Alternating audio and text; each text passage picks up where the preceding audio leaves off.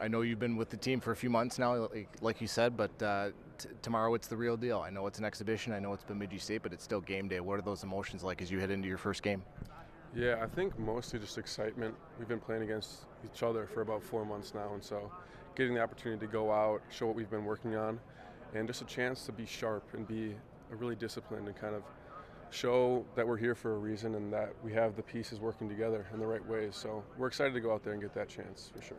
What's it like to make the? You're kind of Bob. Moving around? If Okay. you don't mind. No, for sure. Thank you. What's it like to make the? And a lot of people make a big deal out of the jump from Division III to Division I. What's that process been like for you so far? Yeah, I mean, definitely a big learning curve, but we've had a lot of time, right? I'm not the same player I was when I walked onto campus this summer. We all know that this level is bigger, faster, stronger. Court feels smaller, but the people are moving faster, and so it took some time to kind of adjust, but I think we're definitely making strides to be at a place where I can be competitive and help the team. And so, yeah, I'm thankful for the guys. They've kind of really, I felt respected right away, which I wasn't sure would be the case. And yeah, just working with them every day, I think I've become a much better player, and so I'm excited about that. I can't not ask about it. The last time you were on this floor in a game setting, you dropped 41 on the Gophers. I'm sure you probably don't have that as a personal goal again, but just what was that night like to have that come full circle now wearing a Gophers jersey? Yeah, it was probably about almost exactly a year ago. Yeah, I feel really comfortable here for whatever reason, and that night was obviously a great night. There's a lot of people that went into that. It wasn't just me. And walking off the floor, I kind of didn't really know that this would be an opportunity.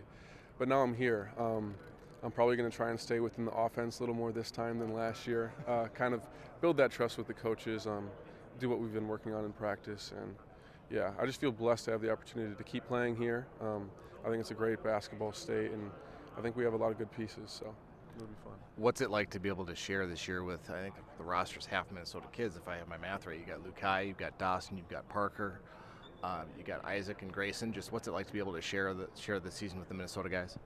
Yeah, I think in the age of NIL, having that hometown pride and being willing to play here for reasons other than money is really huge, and that's what's going to take us a long ways. And I think all of them have that. They're really proud to be here, and they want to put on for their state. And I think that's something that really comes through on a day-to-day basis, whether that's practice, whether that's talking with media, whether that's talking to friends. And so it's been great. They all have a real extra gear, and they're really motivated, and I think that's a big deal. This is a team that won 19 games last year. You won 9 league games. They went to Butler and won a game in the NIT in a fairly hostile environment. What's the next step for this team, and what maybe impact do you hope you can make on that?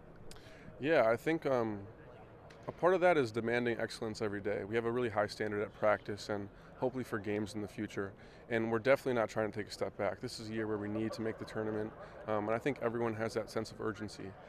It's nice being an older team because I think everyone kind of knows that this is their last go around, and there's that added motivation.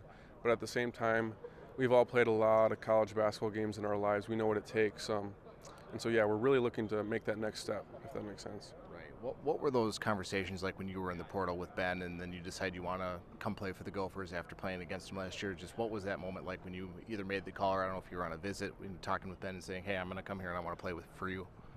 Yeah, I mean, I just think it was a great balance of staying close to home, trying to contribute to a program that I think can be competitive, and really just taking that next step. Now, obviously roles are going to change when you jump levels like this, and I think a big reason I was able to come here is because I accepted the fact that I was going to do whatever it takes and do whatever I can to make us reach that goal, whether that's playing minutes, whether that's getting us ready every day in practice, just regardless of what it is. I think in this day and age with money, teams are going to need that kind of guy, and so I just wanted to convince the staff that I was going to do the dirty work, whatever it takes, and hopefully we can see some positive repercussions because of that.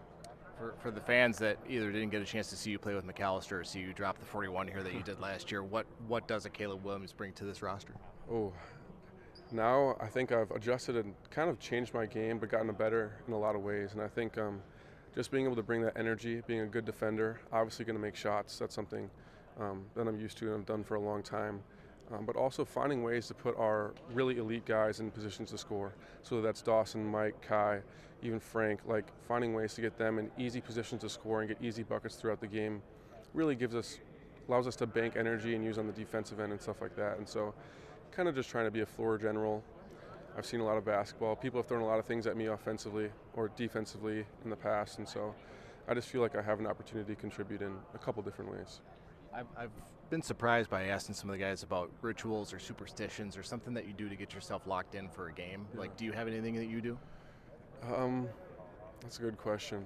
I'm really a music guy, and it's not so much that I have one specific thing that I do, but if I do something and it works, you're darn sure we're going to do that thing every single time. And so, well, if that's listen to a specific song or drinking a specific drink before the game, if I have a good game, that's going to happen again until I have a bad game, for sure. How about like a cheat food? Like, is there a good snack or a cheat food that you like to eat? Yeah, I think before games is an opportunity. We can have a lot of sugar, so we can eat candy. I'm a big candy guy, and so I'm not afraid to have candy before games, that's for sure. Given that I think this is your last run here, what does the future hold for you after the season's over? Is there aspirations of a pro career somewhere? Is it life outside of basketball? What does the future hold for you? Yeah, that's a great question. I think it's a little bit uncertain for now. I think my pro career will depend on kind of how this year goes and what extent they need me on the floor. But other than that, I'm here doing a quant finance program, and so worst case scenario is still a good scenario where I go get a job, hopefully doing some math for a bank somewhere.